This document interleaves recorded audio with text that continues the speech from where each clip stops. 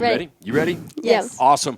Welcome, friends, to another edition of the Shooting USA podcast and VideoCast. For those of you watching on the internet, it is my distinct pleasure to welcome again to the production Jalise and Justine Williams, my friends, newly minted pro tips instructors for Colt.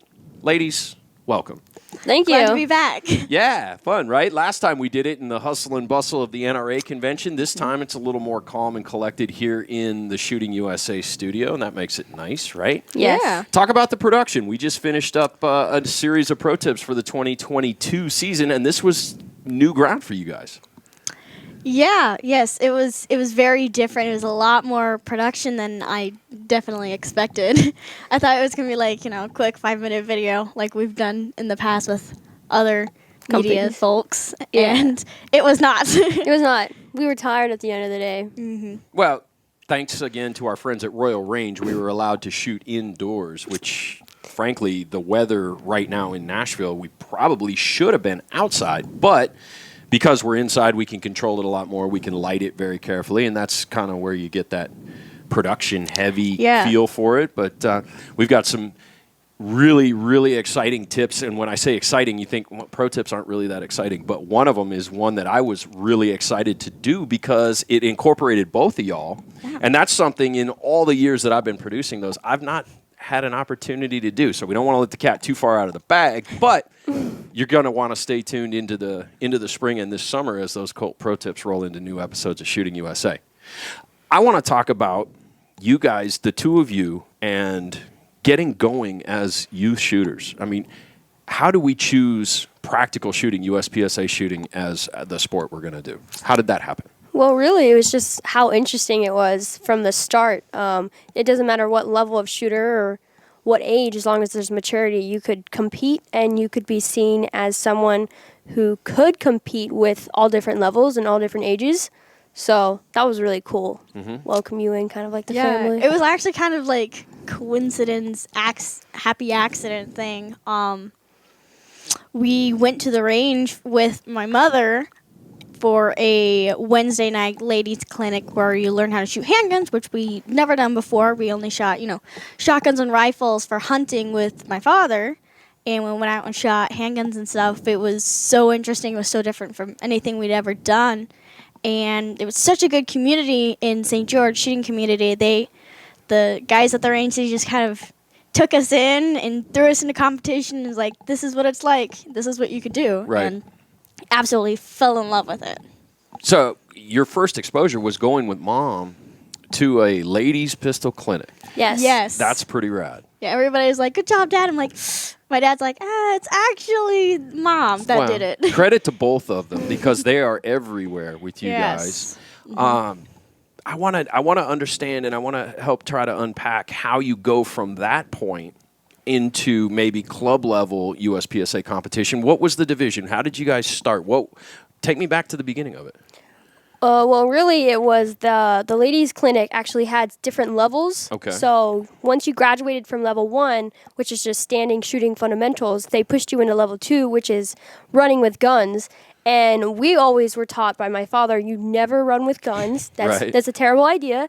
Don't ever do it. If you do it, put the gun down and run away without the gun. But one of the instructors there was like, alrighty, girls, you ready to run with guns? And like my first reaction was, oh, my dad doesn't let us run with guns. And he's like, no, it's okay. Like, this is a safe environment. So after that, we learned how to safely run with guns. And then we went on our first club match. Okay. And a club match there in St. George, Hurricane. Yes. What division? Like, how did we start shooting? What were we using? Well, we were with our Browning 22s when they were like half size 1911s because we were 9 and 10 when we first started, so we were like super small and our hands were like right half the size they were. Not that you have large hands now. No, not that I have large hands at now. 9 and 10 years old, I'm sure. Yes. Awesome. Okay, so they were allowing rimfire on the range in these matches. Were you reloading? They gave us an exception because we were so small. Okay. So yeah, but we immediately went from the 9s, and then we bought small compact 380s, and that didn't work. Right. That worked for about like 2 weeks, and then we went out and we bought our first 9mm at 9 and 10, And my dad thought it was crazy, a 9-year-old with a 9mm. I mean, you have to understand. I mean, 9. Yes, that's a lot.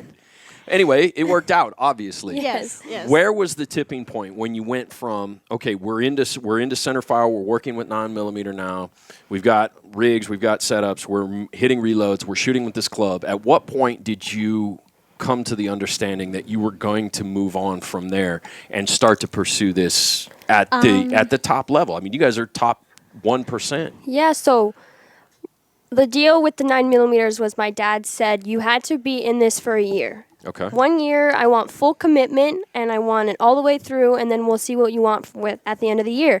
So for that first year, we really committed ourselves and never looked back, I guess. Yeah, and it was really when we met our coach, Glenn Wong. Yes.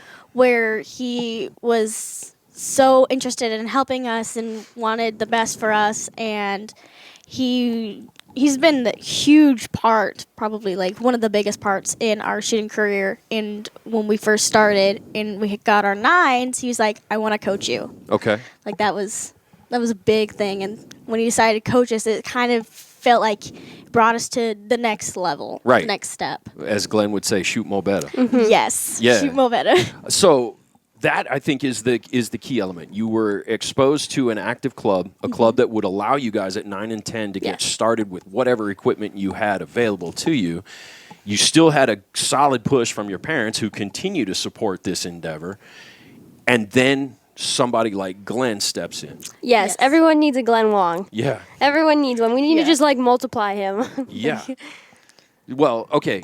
Give us an understanding of how Glenn took you guys at the beginning and started to create the 2 legit monsters that you all are now. Glenn he was an instructor for martial arts for a lot of years, Right. and then he sold his business and moved to St. George, and he always says he wished he would have started teaching earlier, and he loves teaching so much, and so There's a tremendous crossover between martial arts and shooting. It is, and we were actually black belts in karate, so he would, not a lot of people know that, but yes, and he uses a lot of the references from jiu-jitsu and karate and everything, and I don't know, it was just like kind of a perfect storm where he connected on us for so many different levels. Awesome.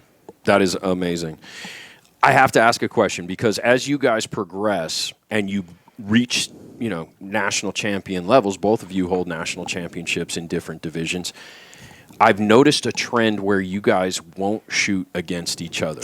If we're at a nationals, one of you is shooting one division and the other is shooting a different division. Is that strategy? Is that why is that? Tell me why that is. Well, It's multiple reasons. multiple reasons. Okay. One, we're very competitive. Everything we've done growing up, we've always done with each other, which ended up competing against each other. Sure.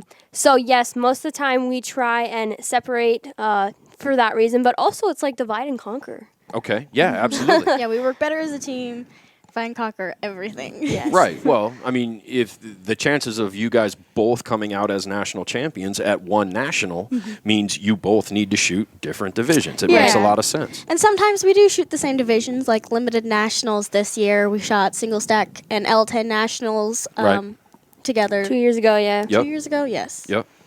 Well, that then I think brings us to a point that I'm excited to do. I was thinking of this a week ago or so. The first time we met was the event, I think it was 2014. Does that make sense? Or was it 2015 at Paso Park? 16. Was it 16? Yeah, the days is the 16. video, the video was 2016, but I want you guys to watch this. The audience is going to watch us with it, and I want you guys to kind of react to this because this is when we first met. So Look cute. at you. We were so little. We were so camera shy. I mean, I was shooting in front of guns, but talking in front of people is nerve-wracking. So that was the year that the Rangemaster Steel made its debut. So those were partial poppers. Yes, those scared me. How about that drop turner? I mean, Tommy, you were basically waiting. Now, okay, talk about that. Yeah, so I've always been pretty good with timing things, with activators and such. So really, when I see activators, I really try and push myself. And I saw all the top shooters going for all of the targets and then the turners. I was like, let's go for it. And 12-year-old me was like, why not? You're 12? I think so. Yeah. Yeah. Yeah, she I was think really I asked good with you them. in this interview at some point, maybe off camera, maybe not in this bit, that one over there. but So boom, had to go back for that one. Timed it a though. little easier than what we do at our home. Awesome. How old are you? Yeah, I did ask you. Yeah. Hey, she's 12, Yeah. dude. All right, here's big sister, shorter big sister. Now it's older Yes. sister Jalise, and the bar has been set. One extra Waiting lap for the drop turner steal. again. So again, with the kind of have to. Yes, I over the still bar- do that today. Match directors Well, it's do their so best, of close. course, I mean, it's and right they there. don't. I mean, it happens. It's hard to think from a short person when you're tall. What happened but- right there? It looked like you had a standing reload. Yes, You weren't happy with your second hit over the funny grip? I don't know. Maybe That reload was not all that smooth It's either. hard to remember. Sorry, it's easy for me I to think say it was that. just like super like nerve wracking because like it was like first time like a camera crew was there and it was this huge nationals and everything. A lot of pressure. A little rough. It has a little rough. Round count got away from you at that one port. Yeah, but I made it up. Okay. And You did make it up. had to keep going. Is that hard to watch?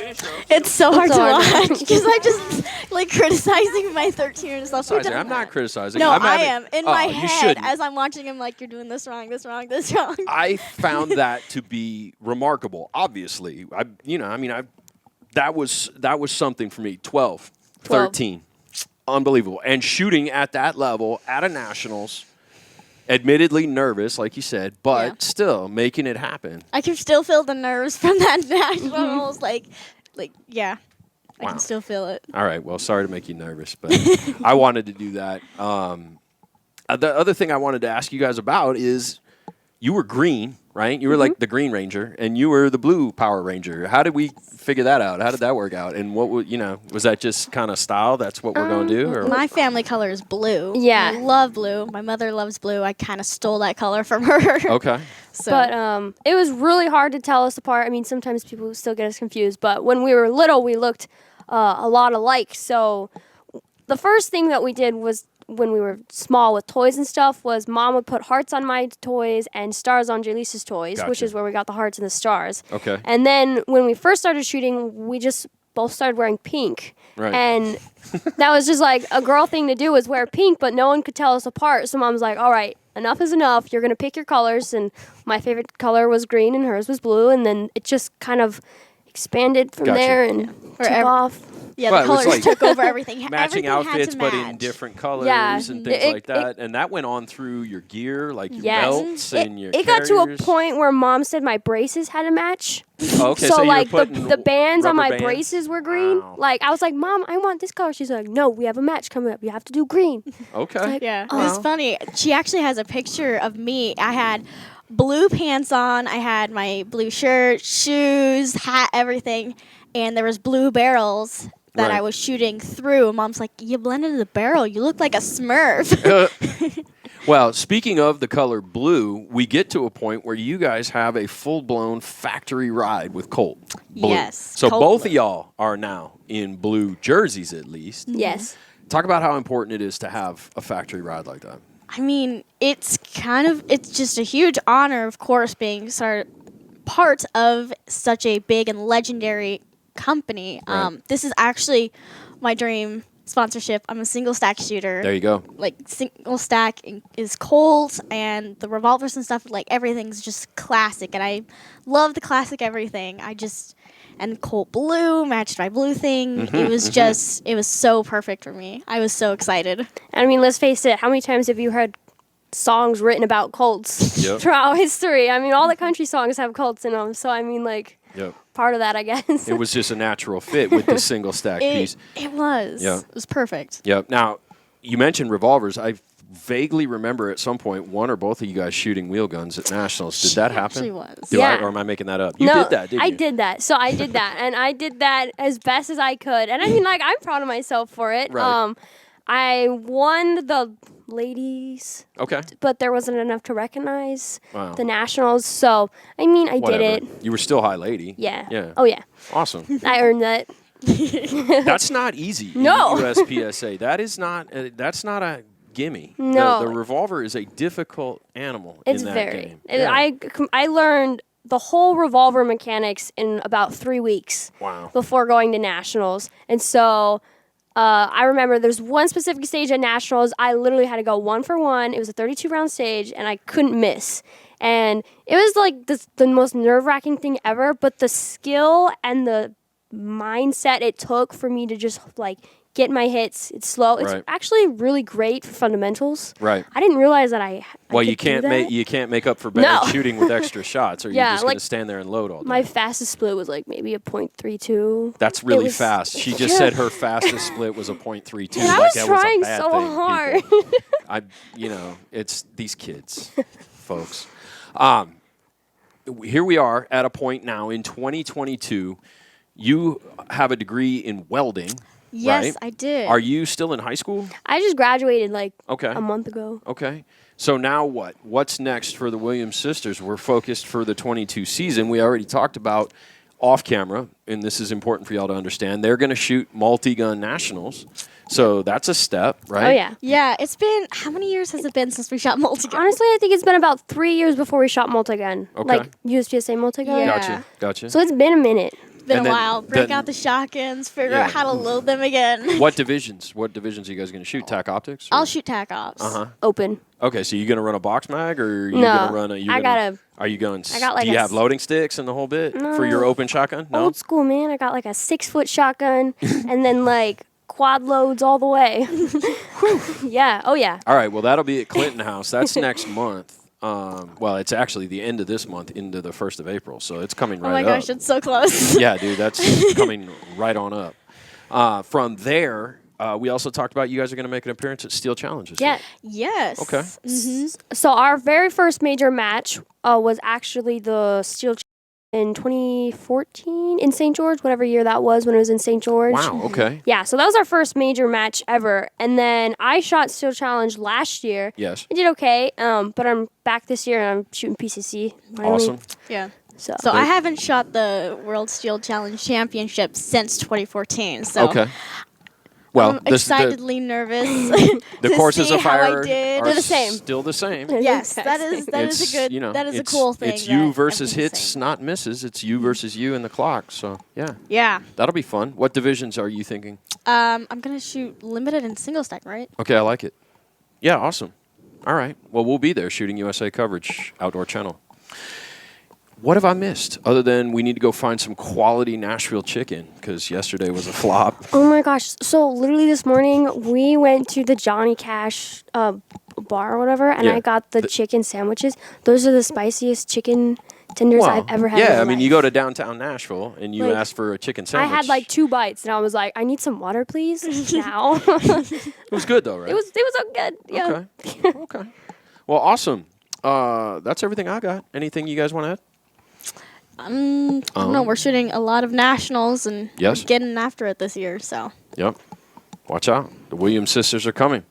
That's it from this edition of the Shooting USA podcast and VideoCast. Clip. bye. Good job.